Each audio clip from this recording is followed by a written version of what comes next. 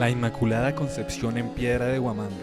Esta obra del siglo XVIII representa específicamente el modelo iconográfico de la Tota Pulchra, que se caracteriza por la ubicación central de la Virgen parada sobre una media luna, con la corona o siendo coronada, rodeada de elementos que referencian las letanías lauretanas. Hay ángeles que la observan con devoción y en la parte posterior la presencia de Dios, el Padre o el Espíritu Santo. Esta obra llegó al Museo Colonial de Bogotá en 1963. Fue entregada por Perla Teherán de Quintana.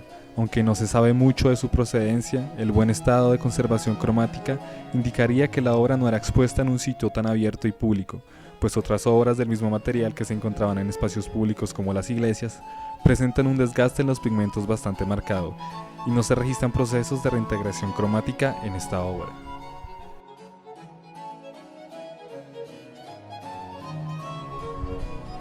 No se ha podido determinar cómo y por qué la obra de material y manufactura de la región de Huamanga en el Perú terminó en el territorio capitalino. Sin embargo, la tradición huamanguina en el uso artístico y artesanal de la piedra y alabastro local brindan herramientas que permiten acercarse a la cultura visual de la era virreinal en el territorio andino.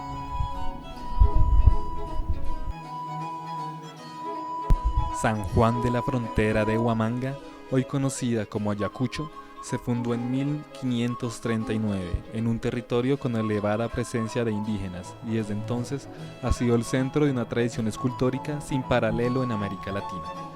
Esta ciudad se distinguió tempranamente en la colonia como uno de los principales centros de producción artesanal, distinguiéndose la platería, el trabajo en cuero, así como los obrajes en telares. Desde el siglo XVI se establecieron las principales canteras de alabastro en el Virreinato del Perú. El alabastro, también conocido como piedra de yeso, es un sulfato de calcio hidratado, abundante en todo el mundo, cuya tradición escultórica se remonta a las primeras civilizaciones de la media luna fértil. A pesar de su aparición milenaria, el uso del alabastro aparece en el occidente europeo de manera intensa a partir del siglo XIV, en el arte funerario y de carácter religioso. Los sepulcros, relieves y retablos destinados al uso eclesiástico son labrados por numerosos imagineros. En España, la Corona de Aragón potencia la explotación de canteras de alabastro, principalmente en la región de Cataluña. Por tanto, el auge ibérico en el uso de esta piedra explica por qué los españoles establecieron tempranamente una industria de extracción y trabajo de alabastro americano. Antes de la conquista no existía una tradición importante del alabastro, ni los registros documentales o los hallazgos arqueológicos indicarían su uso por parte de los nativos en esta región.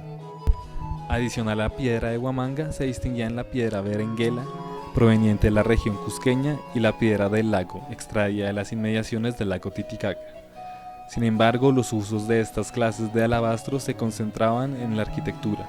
Solo en Huamanga se dio una tradición de talla utilizando dicha piedra local. En cuanto a la materialidad, la blancura similar a la del marfil y la blandura que permite un trabajo sencillo de talla hicieron que la Huamanga fuese preferida en los trabajos ornamentales. A pesar de ello, solo hasta finales del siglo XVII el principal uso de la piedra dejó de estar en la ornamentación arquitectónica y se volvió material esencial en la imaginería local. Por la fragilidad del material, las esculturas solían ser de pequeñas dimensiones.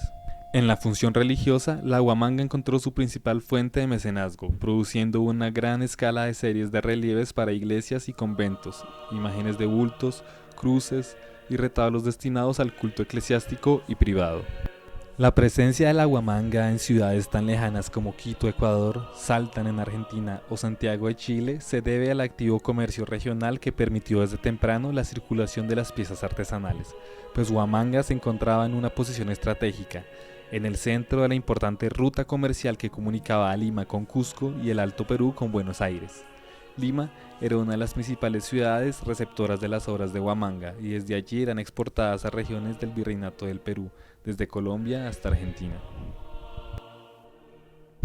El área parroquial de Santa Ana se constituyó como el barrio de los talleres de artesanos.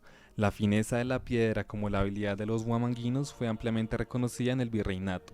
En los registros biográficos y autobiográficos del tallador Pedro Cervantes, que vivió en la primera mitad del siglo XVII, se puede ver la forma laboral y de vida de este gremio de artesanos. Es especialmente relevante la implementación de láminas y estampas de grabados de origen europeo y principalmente de la región flamenca, para la elaboración no solo de obras bidimensionales, sino también para esculturas y relieves. En los registros mencionados, la caja que contenía las láminas de motivos e iconografías religiosas era una herramienta tan imprescindible como las herramientas de tallado. El huamanguino Cervantes le mostraba a sus clientes las diferentes estampas para que éste eligiera el de su gusto. El uso de los grabados como modelo para la fabricación de imágenes fue la práctica más implementada en la labor artesanal. Su relevancia en la cultura visual de América colonial no solo se explica por los procesos de evangelización propios de la conquista, sino más bien por las nuevas directrices religiosas establecidas en respuesta al protestantismo luterano establecidas en el Concilio de Trento. La Contrarreforma estableció un dogma que potenciaba la mediación en el ejercicio espiritual y la intermediación de figuras devocionales para obtener los favores de Dios. De esta forma se dio más importancia a las advocaciones de santos y de la Virgen María, así como a sus representaciones visuales. El culto a las imágenes se evidencia en la preeminencia de creaciones de género religioso durante el periodo colonial. Solo hasta la época republicana se verán producciones temáticas seculares en los talleres de Ayacucho. En cuanto al uso eclesiástico, la huamanga fue implementada en decoración arquitectónica, imágenes de relieve al interior de los espacios religiosos, así como en las pilas del agua bendita. No se construían retablos en las iglesias con dicha piedra por su fragilidad, pero sí se usaban para crear las figuras que ocupaban los retablos, usualmente hechos en madera. La serie de la vida de Santa Rosa de Lima es la obra de relieve más característica de las creaciones en serie de diferentes escenas de la vida de los santos, fabricada en Huamanga en la época virreinal. Para el uso privado se implementó la elaboración de pequeñas imágenes de bulto que ocupaban los oratorios privados o espacios dedicados al culto doméstico. La tradición de la devoción mariana tuvo gran importancia en la colonia. Se crearon varios tipos de culto alrededor de los diferentes atributos de la Virgen. María es maternidad divina, virginidad, inmaculada concepción y asunción. La Virgen María es refugio para el pecador e intercesora entre los hombres y Dios. La Inmaculada Concepción imponiéndose sobre la bestia representa también el triunfo de la Iglesia Católica contra la herejía. El predominio de la Inmaculada Concepción dentro de las advocaciones marianas tiene a su vez una causa política. Del siglo III al VIII, gran cantidad de autores sostienen posturas como la virginidad en el parto, la virginidad anterior y posterior al parto o el útero sin abertura.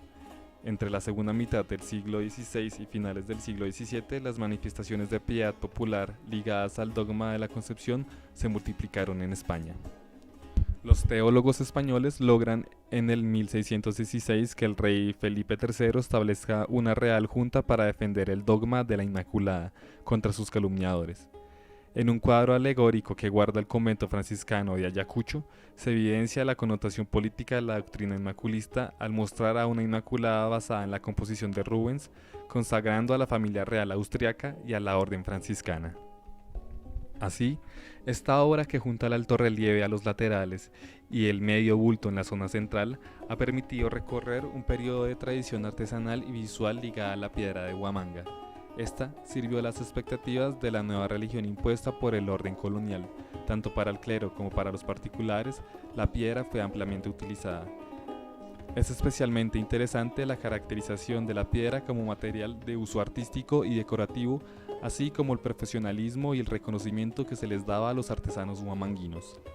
La tradición de la huamanga posteriormente estuvo al servicio de la cultura profana que acompañó el surgimiento de la burguesía criolla ilustrada en la época de la independencia y finalmente, hasta el día de hoy, el desarrollo de un mercado artesanal y turístico desde mediados del siglo XX.